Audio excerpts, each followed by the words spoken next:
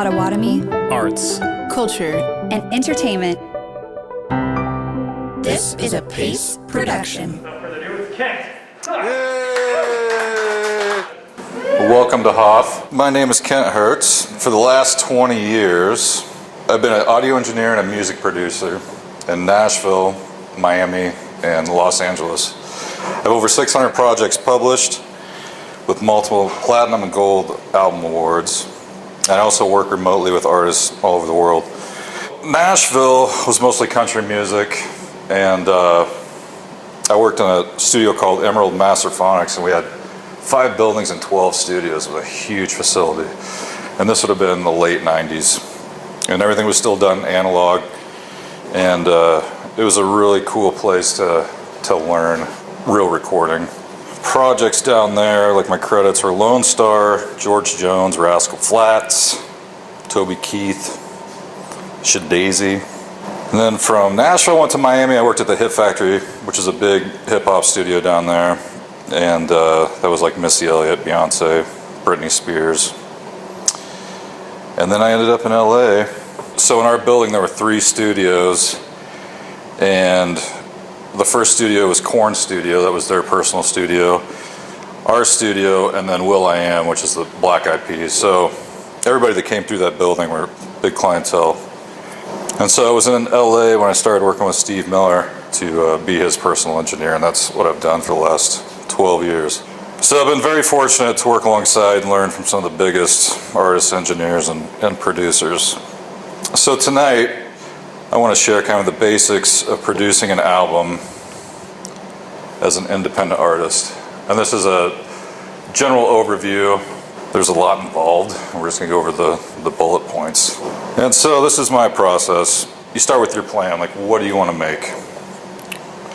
And then you create your content, you register your content, and you launch your content. For this example, we'll say it's like a full album, music album, and a full band. And so the biggest thing is the plan. So what I do first is I'll get everybody's material, I'll go through it, I'll analyze it. We'll sit down, we'll brainstorm, figure out what is it that you guys want to do, what kind of album do you want to do. And then we'll go through branding, we'll go through logistics, budget, timeline, start writing your content. So pre-production, this is really the most important part of building an album. So the first question is, what are you building? And is it a full album? Is it a single? We're going to say it's a full album for this.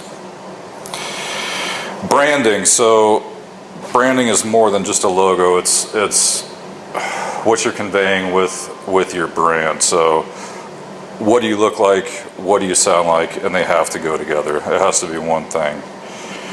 And that goes for your music videos, photos, and everything. Logistics, how are you going to build this? So can you build this on your own? Do you have a home studio? Or do you need to go to a pro studio? Do you need to hire a producer or an engineer? Things like the work schedule for band members. Does everybody have full-time jobs and they can only work on the weekends? Who is mixing and mastering the album, which is kind of the most important part.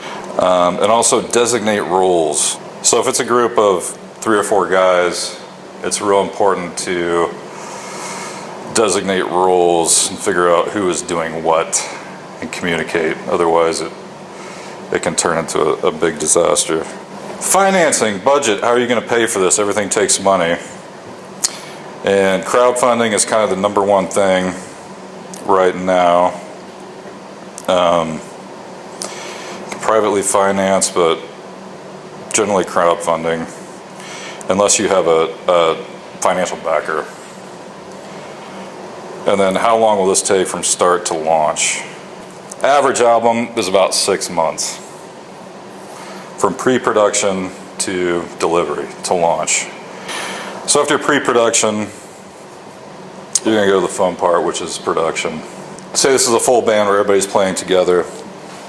Usually what I do is I'll take them into a tracking studio which is a bigger studio that has the big console and great microphones and an assistant and everything I need. And so then what I'll do is I'll record the basic tracks there. And that's usually drums, bass, and guitar, and a reference vocal.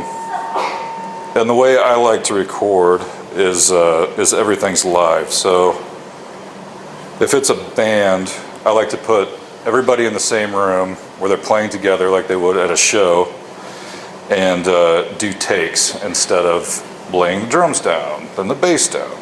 And so the hardest part of recording isn't making it sound good, it's actually getting the best take, like getting the energy from the band.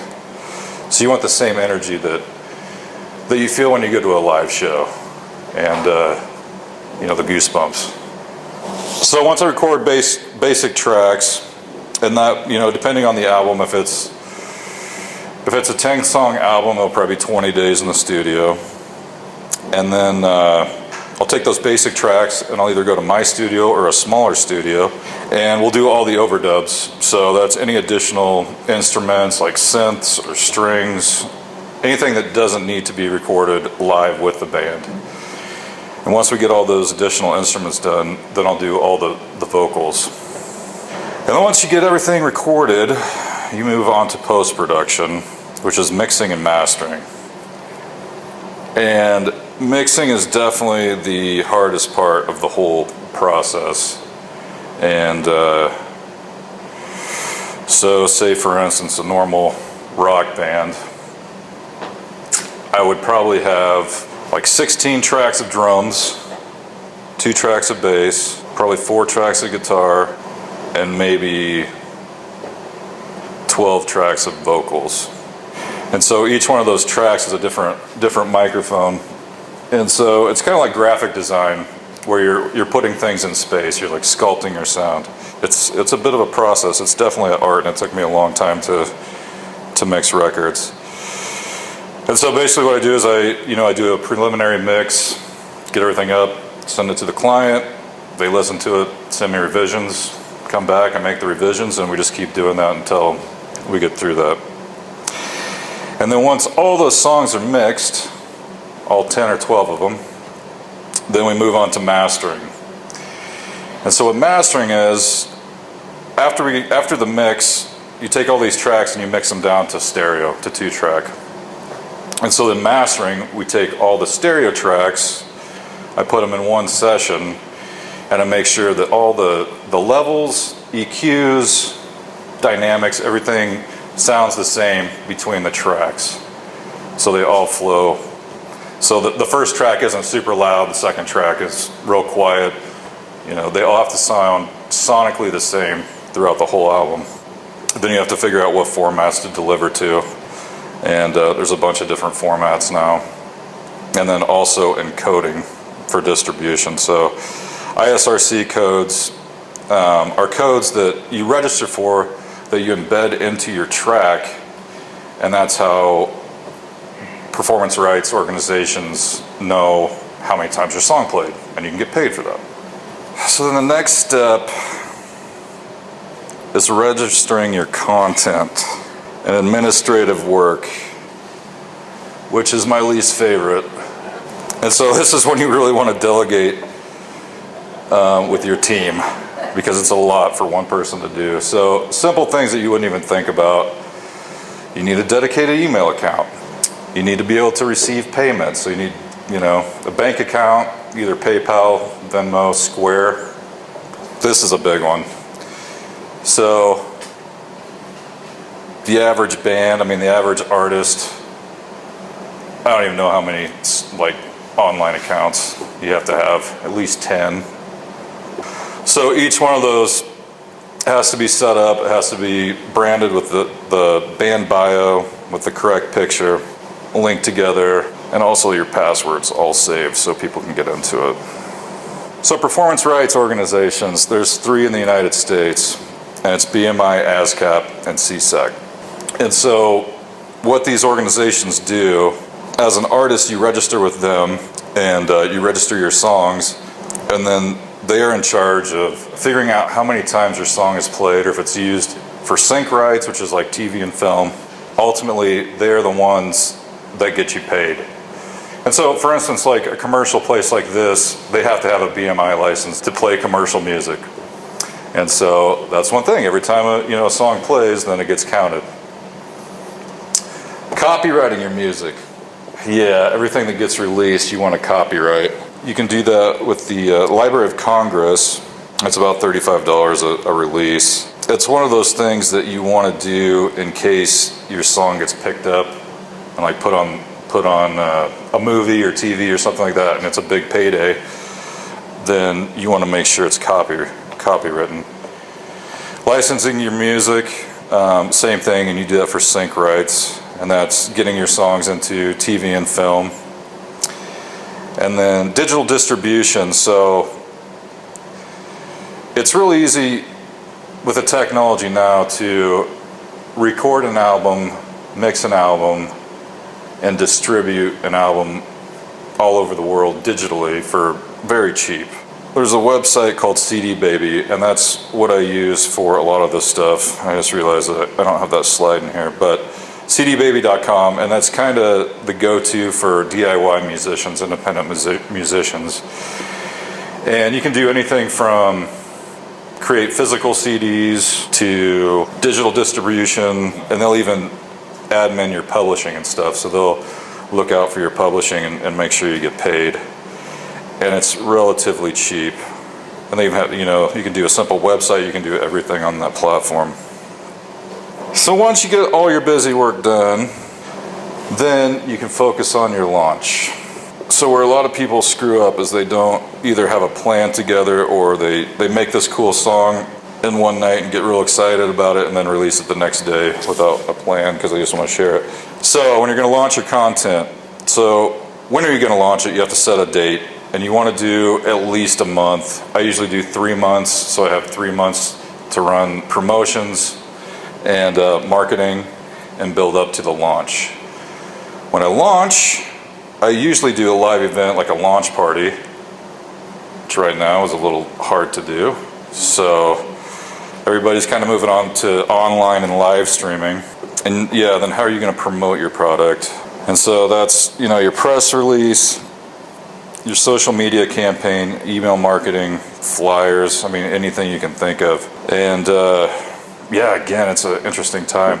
Most independent musicians make their money from live shows. Like the musicians that are making it right now, prior to 2020, they're playing 4 or 5 shows a week. So not being able to play shows really hurts the industry and hurts musicians.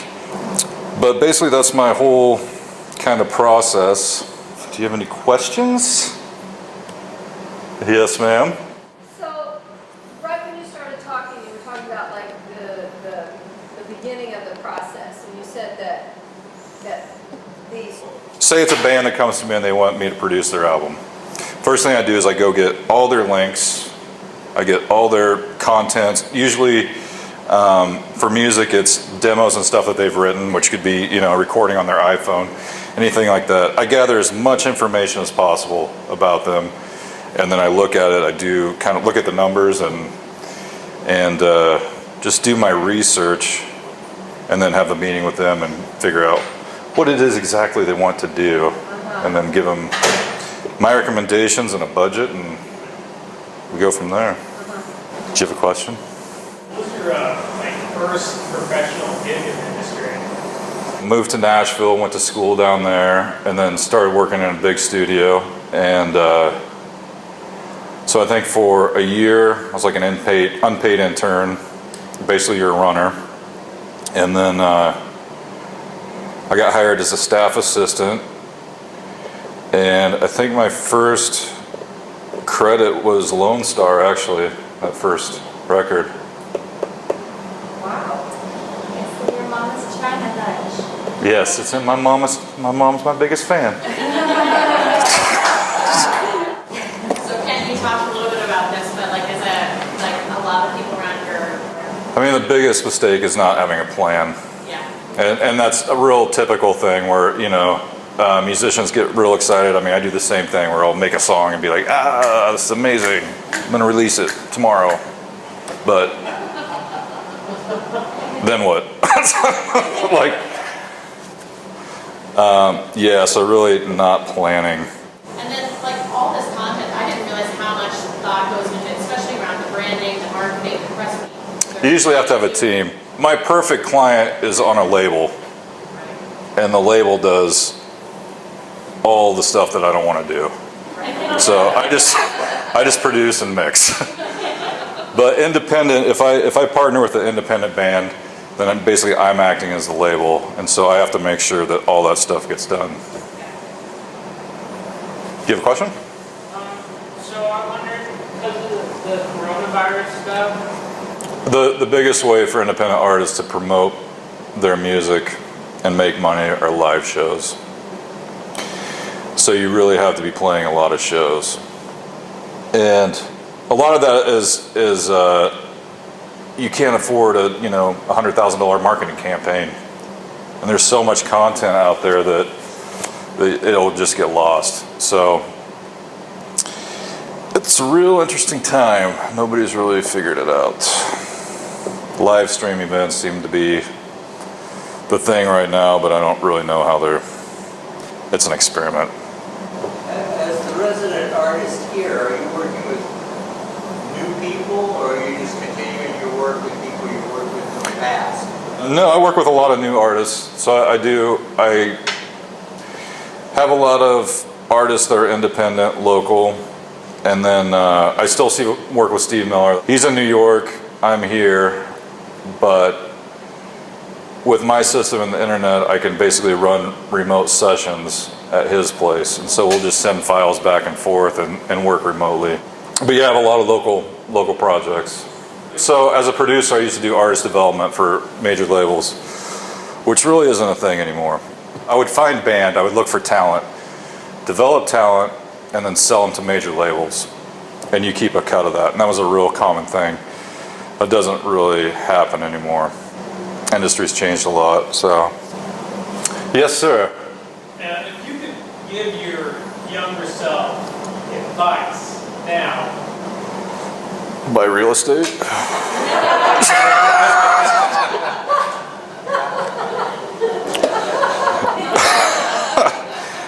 do you have any favorites that you've liked working with? Like, you just were really impressed by the talent? Christina Aguilera comes to mind. Her voice was absolutely amazing.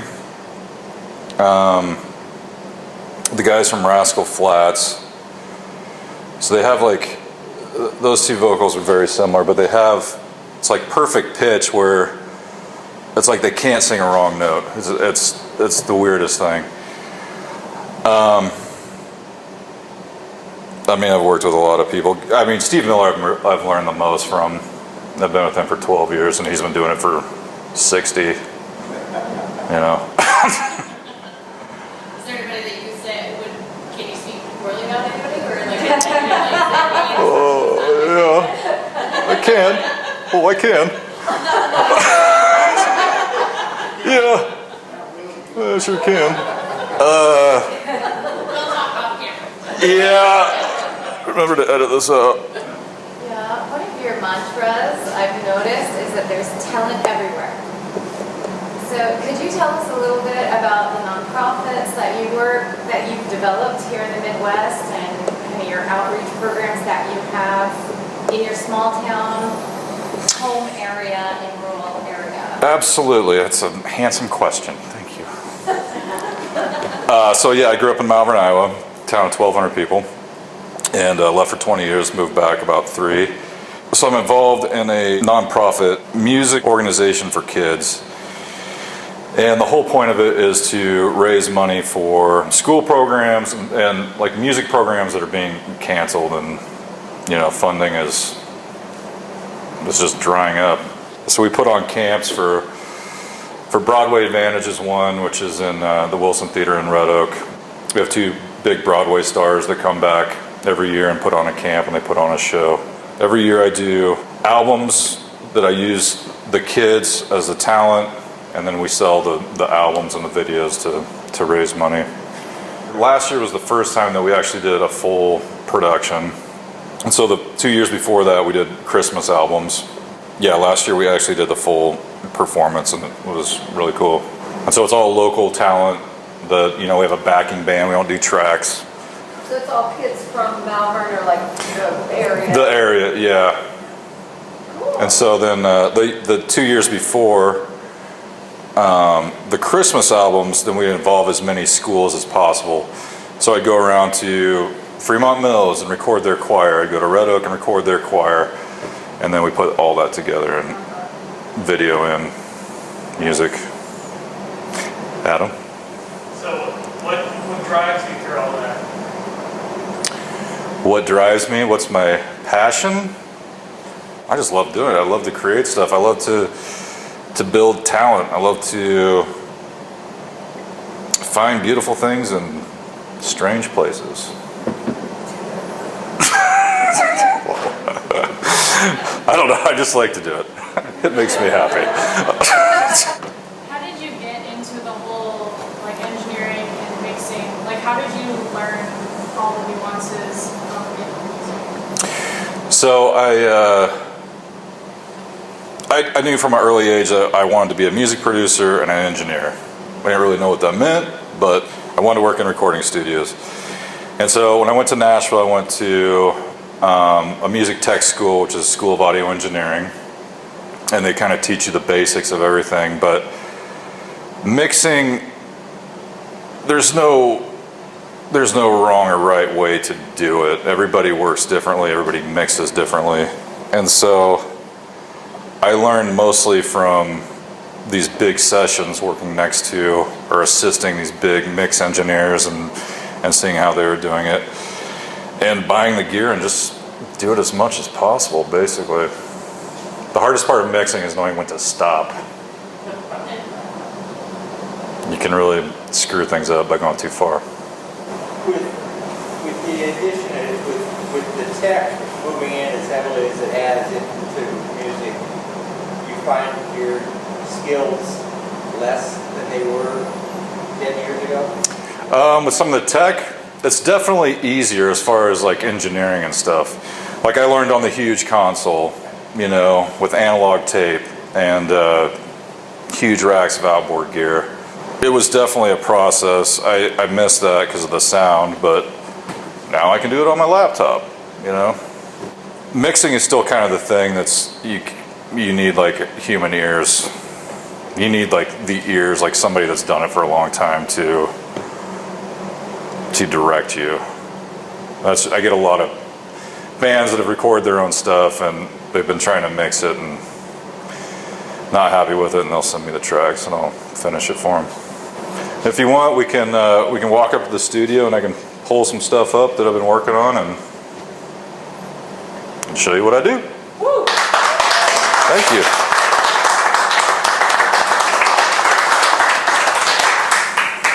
So this is the first of our series of like actual professional artists that you could basically visit tonight. Think about the person that must have inspired Da Vinci. I mean, that was somebody that did that, or any other historical person in history. So hopefully with this, take what Kent said, make it for something good, and move beyond it to create something whole that makes the world better. And to hand it off to Kent, again, let's give a round of applause. I mean, it's so... Thank you. The wealth of experience Kent has is not matched often. So, yeah, join the studio, and he has basically most answers for you. Anyway, thanks for coming.